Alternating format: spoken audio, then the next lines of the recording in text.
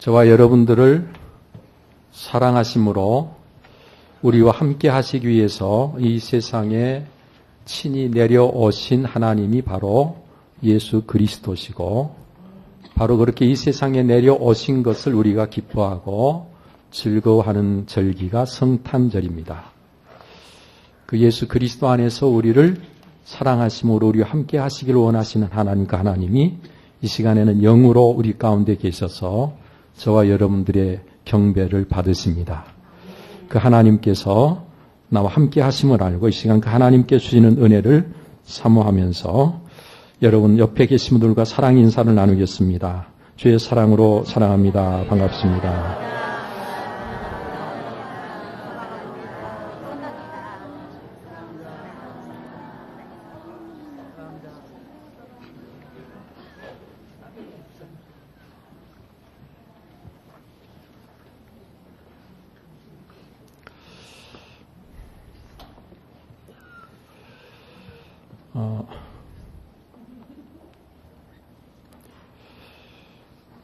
바로 앞장인 이사야 8장에서 말씀하시고 있는 내용과는 전혀 다르게 오늘 9장에 들어와서 말씀하시고 있는 내용들을 우리가 보면서 특별히 평강의 왕을 따르라는 제목으로 이제 말씀을 함께 나누겠습니다. 8장에서는 죄에 대한 심판을 경고하시고 계신 하나님께서 오늘 여기 9장 전반부에서 매우 특별한 소망의 메시지를 주고 계십니다. 그 매우 특별한 소망의 메시지가 바로 메시아 탄생에 대한 예고인 것이죠. 하나님께서는 예수님의 성육신 사건이 있기 700여 년 전에 선지자 이사야를 통해서 이를 예언하시고 그리고 그 예언대로 예수님을 이 세상에 보내주셨습니다. 자, 그런데 이와 같은 메시아 예언의 말씀은 죄로 인한 하나님의 심판과 징계를 아무런 기대도 없이 그저 그 징계 가운데, 흑암 가운데, 어둠 가운데 전혀 소망을 가질 수 없는 상황이 있었던 이들에게 전해주신 소식이기에 더 말할 수 없이 놀라운 기쁨의 소식이 아닐 수가 없었습니다. 이때의 상황을 설명하는 단어들을 보면 패망, 환난, 고통, 흑암이라는 표현들을 주로 쓰고 있습니다. 어둠의 때 아무 빛도 없이 깜깜해서 어느 것도 하나 볼 수 없는 칠흑같이 어두운 밤과 같은 그런 때에 하나님께서 정말 한 줄기 밝은 빛으로 소망의 메시지를 주셨다는 말씀입니다.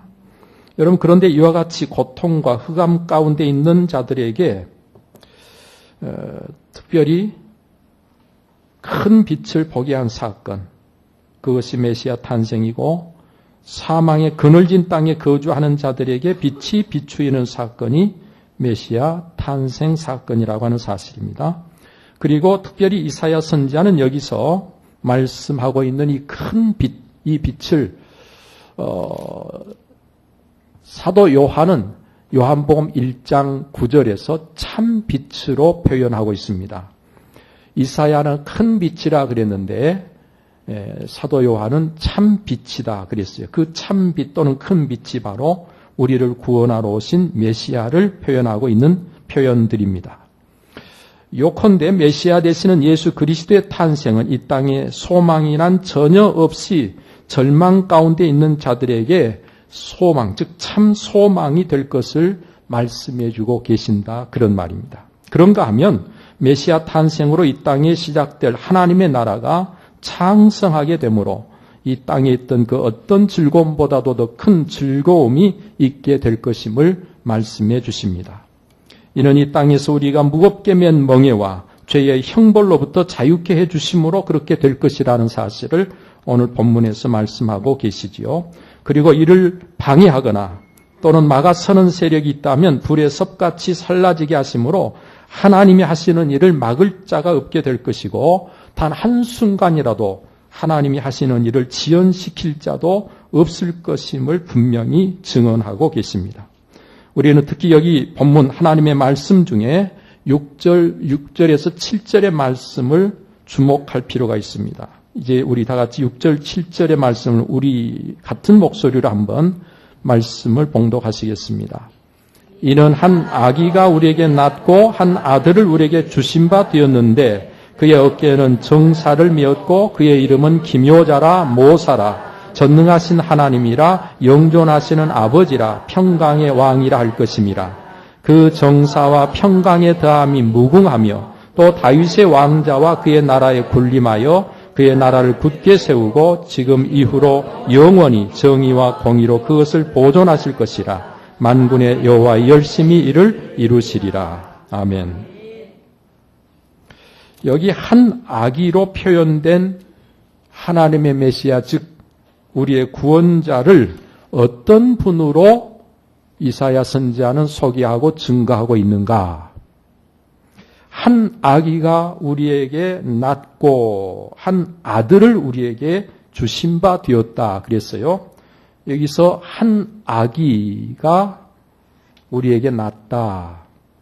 이것은 우리를 구원하러 오신 분이 위대한 어떤 인물로 어느 날 갑자기 하늘에서 뚝 떨어지는 게 아니고 아주 힘이 강하고 센, 누구보다도 키도 크고 그리고 힘도 좋은 장수로 이 세상에 우리를 구원하실 자가 오신 게 아니고 아주 연약한 어린 아기로 우리가 이 세상에 태어나서 자라고 자라서 마침내 성인이 되는데 마치 그처럼 우리를 구원하러 오실 분도 그렇게 오실 것임을 이야기하고 있습니다. 이것은 곧 예수 그리스도의 성육신 될 것을 우리에게 가르쳐주고 있는 말씀이 한 아기로 우리에게 낳았다고 말씀하시는 내용이고 한 아들을 우리에게 주신 바 되었다.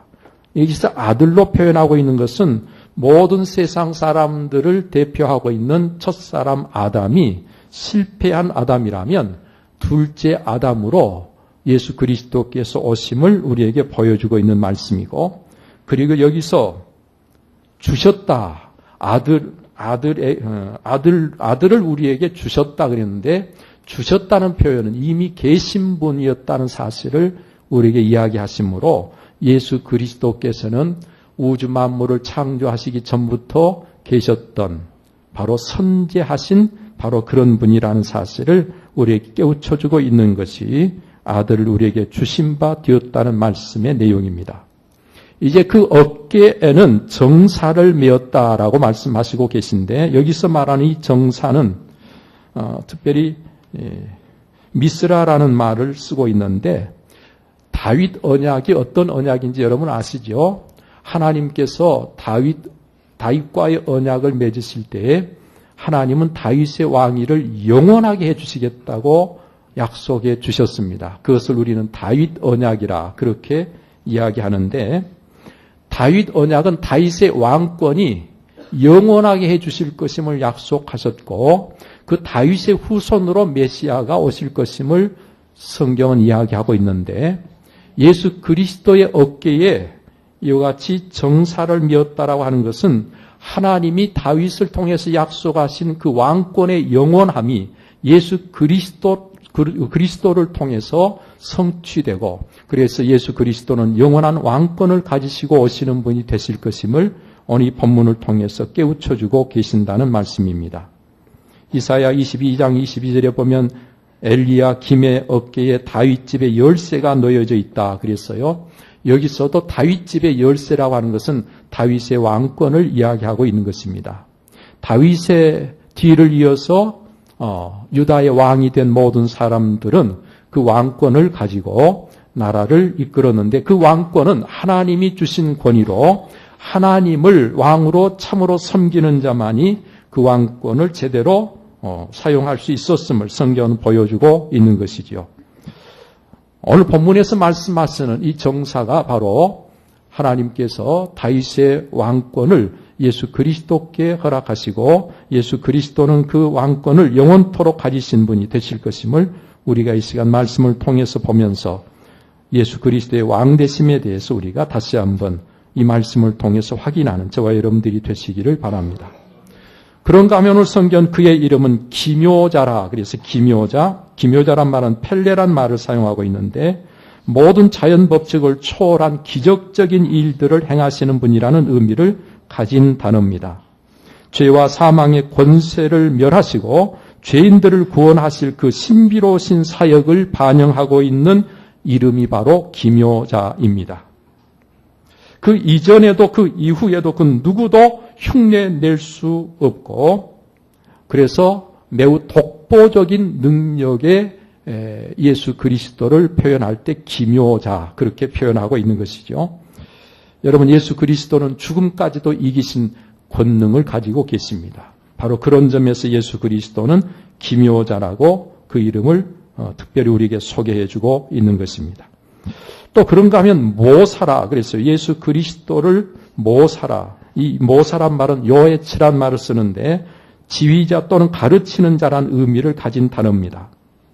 자기 백성을 구원하시기 위해서 완벽한 계획과 방법을 가지시고 계신 분으로 온전한 지혜를 가지신 메시아로 이 세상에 오셔서 그 누구의 지휘도 받을 필요가 없이 그분 자신이 진정한 지휘자가 되셔서 모든 것을 그분 뜻대로 행하실 것임을 우리에게 표현해주고 있는 말씀이 모사입니다.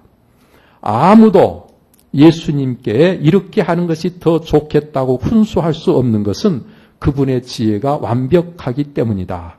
여러분, 그래서 성경은 예수 그리스도를 가리켜 하나님의 지혜라고 말씀하시고 계신 것을 우리가 볼 수 있지요. 예수 그리스도는 완벽한 지혜를 가지신 분으로 우리 가운데 오셨다고 하는 사실을 알게 해주시는 말씀이 모사라라는 표현입니다. 그런가 하면 예수 그리스도는 전능하신 하나님이시라고 소개되고 있습니다. 여러분, 이 말씀은 예수 그리스도의 신성을 의미하는 말씀으로 예수님은 성부와 아주 동등한 권위와 능력을 가지신 분이라는 말씀을 바로 여기서 전능하신 하나님이라는 표현으로 우리에게 소개하고 있는 내용이지요. 하시려고만 하면 못하실 일이 없는, 그래서 오늘 우리를 구원하시러 오신 그분은 우리를 넉넉히 구원하실 수 있는 능력의 주님이 되신다는 말입니다. 따라서 예수 그리스도가 오심으로 오늘 우리의 구원은 이미 이루어진 것이라고 말할 수 있는 것은 그분이 전능하신 하나님이시기 때문이라는 말씀입니다. 오늘 본문은 그런가 하면 영존하시는 아버지시라고 소개하고 있습니다. 영존하시는 아버지, 여기서 아버지로 표현되고 있는 아비아드라는 이 말씀은 아들과 상반된 아버지의 개념이라기보다는 오히려 창조주라는 말씀이고 우리를 보호하는 보호자라는 의미를 가진 말입니다. 이 역시 메시아 예수 그리스도의 신성을 부각시키는 말씀으로 영원 전부터 영원 후까지 계시면서 언제든지 어느 우리의 생명의 주가 되실 것임을 말씀하고 계신 것이 영존하시는 아버지시라라는 표현입니다. 그런가 하면 예수 그리스도를 가리켜서 특별히 평강의 왕이라고 소개하고 있습니다. 이 평강의 왕이라는 표현은 예수님의 사역의 성격이 어떠한 것이 될 것인가를 우리에게 알게 해주는 말씀이죠. 메시아로 오신 예수님은 평강의 왕이시다. 우리는 오늘 특별히 이 평화의 목표를 가지고 예배를 드리고 있는 저와 여러분들이 이 말씀에 좀 주목할 필요가 있습니다. 우리가 살고 있는 오늘의 이 세상이 갈수록 더욱 갈등이 커지고 있고 다툼과 싸움이 많아져 가고 있는 이때 오늘 우리가 이 말씀을 특별히 유념해서 들어야 하기 때문입니다. 전 역사 가운데 평화가 필요 없는 때는 단 한 번도 없었을 것이지만 오늘의 이 시대가 그리고 우리가 살고 있는 우리의 현실 안팎이 너무나도 평화가 절실히 필요한 때이기 때문에 우리는 이 말씀에 더욱 귀를 기울여야 된다는 말씀이지요. 세계적으로 나라 간 또는 민족 간 또는 종교 간 갈등과 여러 가지 분쟁과 테러가 지금 계속되고 있고 이와 같은 일들이 끊이지 않는 때에 저와 여러분들은 진정한 평화가 어떻게 오는가를 오늘 이 본문의 말씀을 통해서 보아야 한다는 말씀이죠. 이 땅에 평강의 왕으로 오신 예수님을 우리가 꼭 알아야 합니다. 그 예수 그리스도를 통해서 이루실 평강이 저와 여러분들의 삶을 통해서 먼저 성취돼 가야 하고 그러기 위해서 그분이 어떤 분으로 이 세상에 오셨는가를 우리는 유념해서 보아야 된다는 말씀입니다. 예수님을 알고 예수님을 나의 왕으로 모시면 세상이 주는 것과는 같지 않은 참 평강을 누릴 수 있습니다. 여러분, 오늘 이 시간 예수님께서 우리를 향해서 주신 말씀들을 다시 한번 마음속에 새겨보십시다.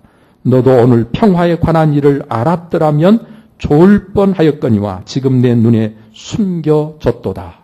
예수님께서 예루살렘 성 안에 있는 모든 이들을 내려다보시면서 평화에 관한 일을 알지 못한 것을 안타까워하시면서 하신 말씀 아닙니까?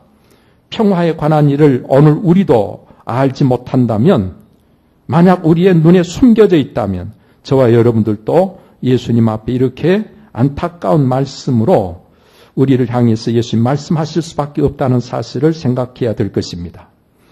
평안을 너희에게 끼치노니 곧 나의 평안을 너희에게 주노라. 내가 너희에게 주는 것은 세상이 주는 것과 같이 아니라 너희는 마음에 근심하지도 말고 두려워하지도 말라.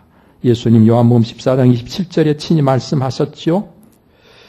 죽음을 이기시고 부활하신 예수님께서 제자들을 찾아오셔서 하신 말씀도 너희에게 평강이 있을지어다 라고 말씀하셨는데, 한 번도 아니고 두 번도 아니고 세 번 계속해서 반복하시면서 너희에게 평강이 있을지어다라고 말씀하셨던 예수님, 그 예수님께서 내가 주는 평안은 세상이 주는 것과 같지 않다고 하셨습니다. 여러분, 그러면 세상이 주는 평안은 어떤 평안일까요? 세상이 주는 평안은 참 평안이 아니고 그저 일시적인, 또 표면적인 평안이 세상이 주는 평안입니다. 본질적인 것이 아니에요.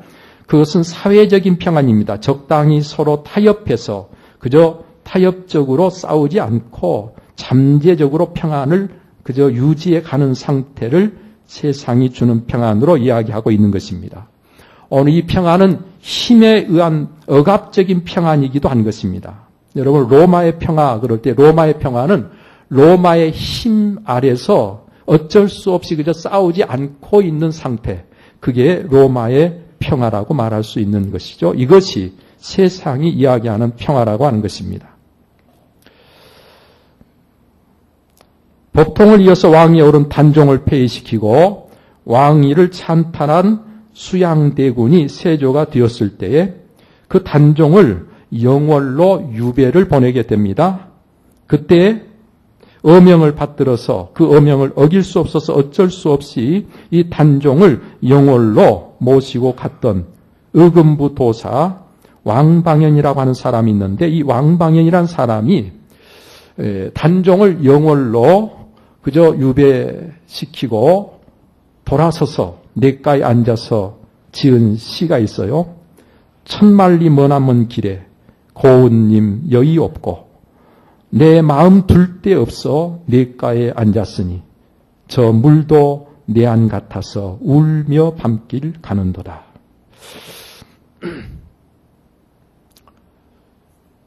여러분, 세조가 힘이 있어서 왕이 돼가지고 그 세조의 명령에 어쩔 수 없이 의금부 도사가 단종을 영월에 유배시키고 돌아서면서 실제로 그 마음 속에는 그 단종으로 인해서 너무 마음을 어떻게 할 수가 없어서 마음 둘 데가 없었다. 냇가에 앉아서 하염없이 흘러가는 물을 바라보면서 울며 마음 둘 데가 없었다고 표현하고 있지 않습니까? 그리고 저 물도 내 안과 같아서 울며 밤길을 가고 있다. 그런 표현을 썼습니다. 여러분, 왕명을 거역하지 않고 있다고 해서 그 둘 사이에 평화가 있는 것 아니잖아요. 힘에 의해서 어쩔 수 없는 억압적인 평화는 진정한 평화가 아닌 것입니다. 또한 세상이 주는 평화는 그러므로 소극적인 평화입니다. 단지 싸우지 않고 멈추어 있는 상태를 평화라고 보는 것이죠. 어찌해서 싸움을 피하고 그저 싸우지 않고 있는 상태. 여러분, 그러나 예수 그리스도께서 우리에게 주시는 평화는 그런 것이 아닙니다. 죄 문제 해결을 통해서 우리에게 이루어지는 평화, 그게 바로 예수 그리스도께서 주시는 평화죠.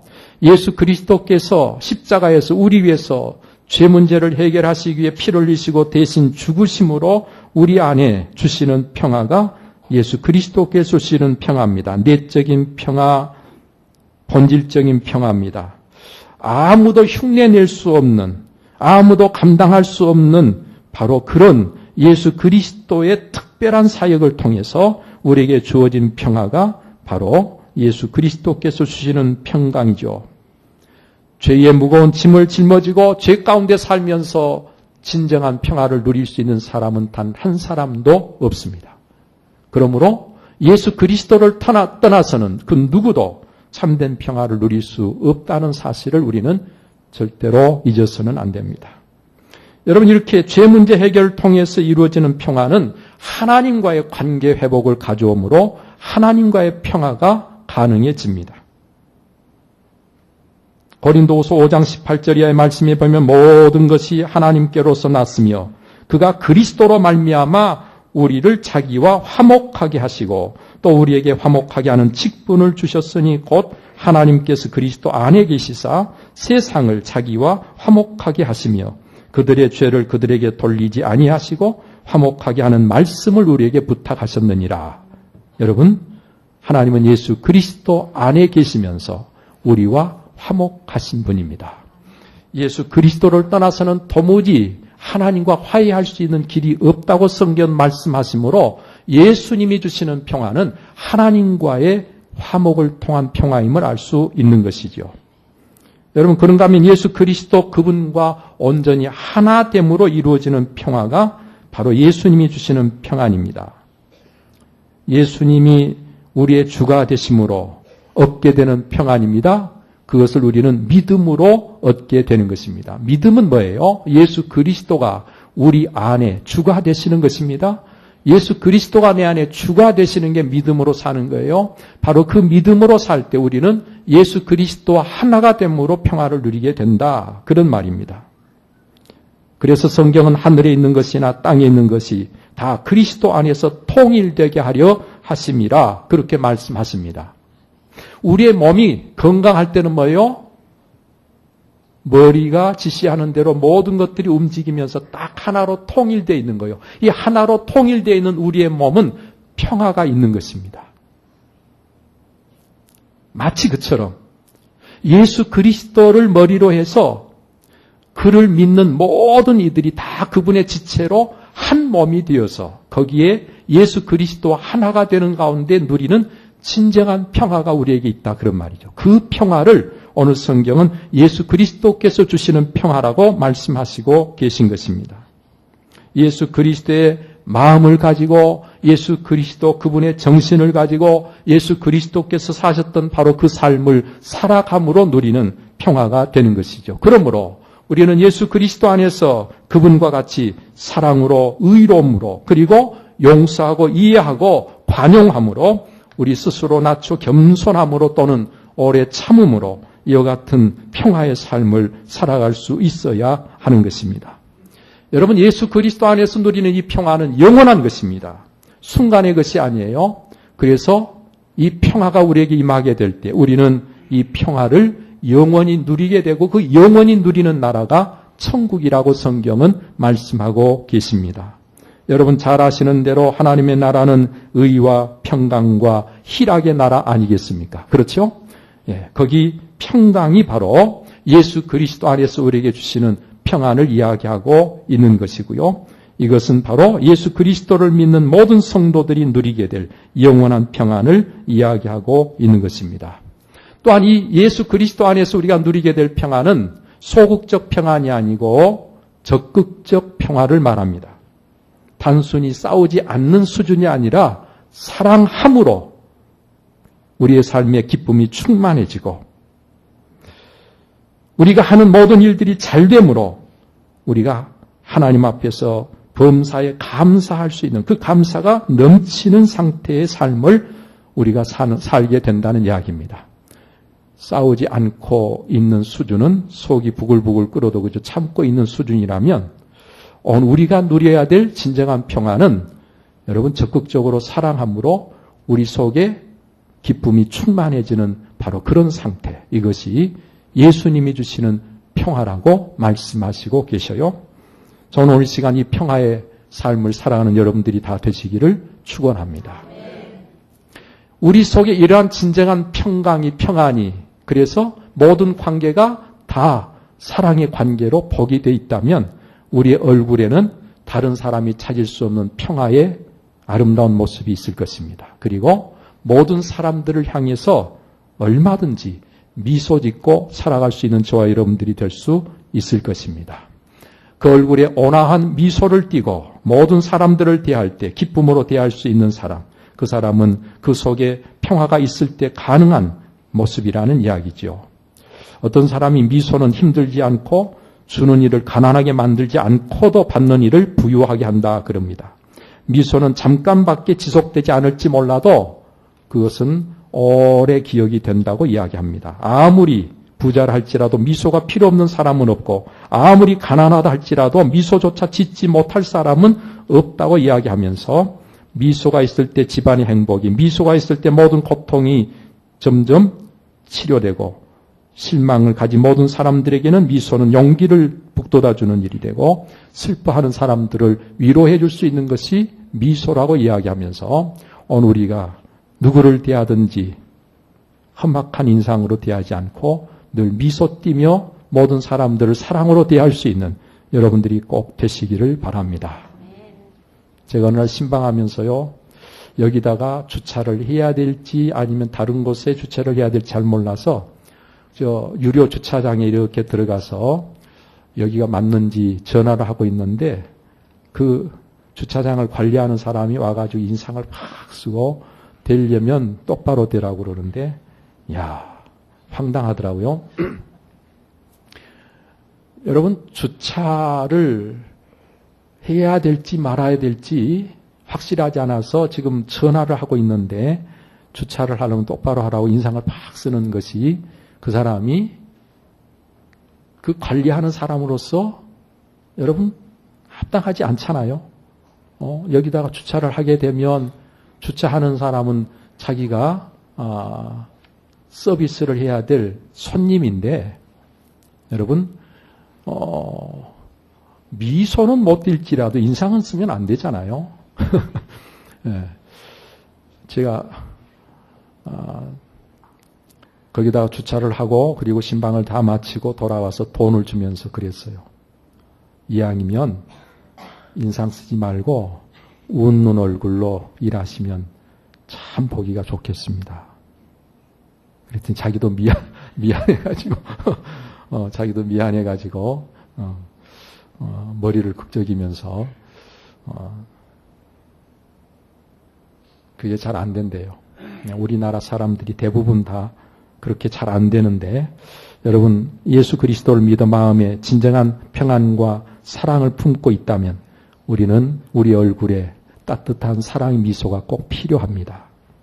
이 땅 위에 험한 길 가는 동안 참된 평화가 어디 있나? 우리 모두 다 예수를 친구 삼아 참 평화를 누리겠네. 평화로다 하늘 위에서 내려오네.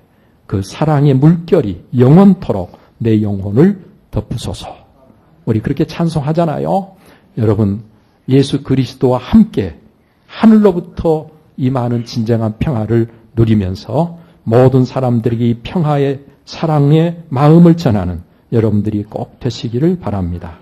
예수님이 이 세상에 탄생하셨을 때 천군 천사의 찬송이 어떤 찬송입니까? 지극히 높은 곳에서는 하나님께 영광이요 땅에서는 기뻐하심을 입은 사람들 중에 평화로다 그랬어요. 그러니까 예수님의 오심은 이 세상에 평화를 주시려고 오신 분이십니다. 그리고 우리가 그 예수님을 우리 안에 모시고 살아가는 그리스도인입니다. 세상은 평화 원하지만 전쟁의 소문만 늘어간다. 우리 그렇게 찬송을 부르기도 하는데 이 세상에 전쟁의 소문이 늘어가고 다툼의 소리가 시끄러울지라도 우리는 우리 안에 모신 예수 그리스도 그분 때문에 평강을 누리고 세상 사람들에게 평화를 전하는 저와 여러분들이 꼭 돼야 한다는 말씀입니다. 평강의 왕으로 오신 예수 그리스도 그분이 여러분들에게 누굽니까? 진정 주인이십니까? 진정 그분이 왕이십니까? 그러면 그분을 따라야 되는 것입니다. 그분 가신 길, 십자가의 길인데 그 십자가의 길이 오늘 우리에게 진정한 평화를 주시기 위한 길이었어요. 그래서 평화를 위해서는 그만한 값을 대가를 치르고야 평화를 얻을 수 있다는 사실 또한 예수님께서 우리에게 가르쳐 주신 것입니다. 오늘 이 시간 우리의 왕 되신 예수 그리스도가 평강의 왕이 되심을 진정으로 안다면 우리도 이 평강을 위해서 얼마든지 기꺼이 대가를 치를 각오를 가지고 주님 가신 길 함께 가는 우리 모두가 되십시다. 기도하겠습니다.